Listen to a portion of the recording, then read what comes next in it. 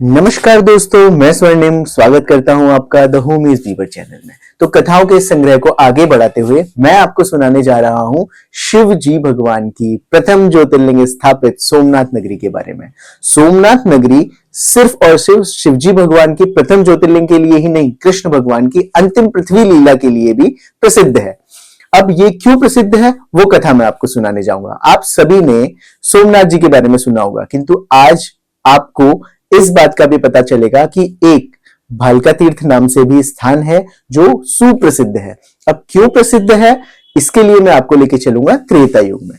त्रेता युग में आप सभी ने रामायण सुनी होगी। रामायण में बाली का किरदार भी आपको पता होगा और सुग्रीव और बाली के युद्ध के बारे में भी पता होगा, और यहां तक कि भगवान राम का बाली को पेड़ के पीछे से बाण मारना भी पता ही होगा। तो इसी क्रम में जब भगवान बाली को वरदान देते हैं कि भविष्य में मेरी मृत्यु का कारण आप बनेंगे, तो द्वापर युग में वही बाली जरा राक्षस के रूप में अवतरित हुए।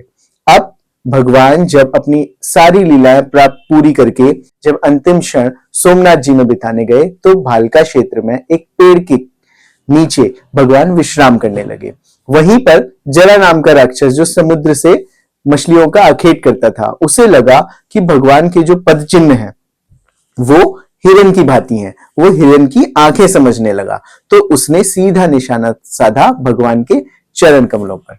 अब जब उनके चरण कमलों पर उनका बाण लगा जरा का, तो उसी बात पर उसको रियलाइज हुआ। जब वो उस क्षेत्र में गया, देखा कि वहां पर तो चतुर्भुजाधारी भगवान स्वयं बैठे हुए हैं और उनके पैर में उन्हें मार दिया। उसे आत्मबोध हुआ कि ये अपराध मुझसे किस तरह हुआ, और उसका उसने उपाय मांगा। तो भगवान ने उसे याद दिलाया त्रेता युग की बात और उसे वरदान दिया कि भविष्य में आपको देवलोक की प्राप्ति होगी। इसी तरह जरा राक्षस को देवताओं द्वारा स्वर्ग ले जाया गया और भगवान की अंतिम लीला थी। तो इसी क्षेत्र को भालका तीर्थ के नाम से जाना जाता है। नमस्कार, जुड़े रहिए हमारे साथ हमारी कथाओं के लिए।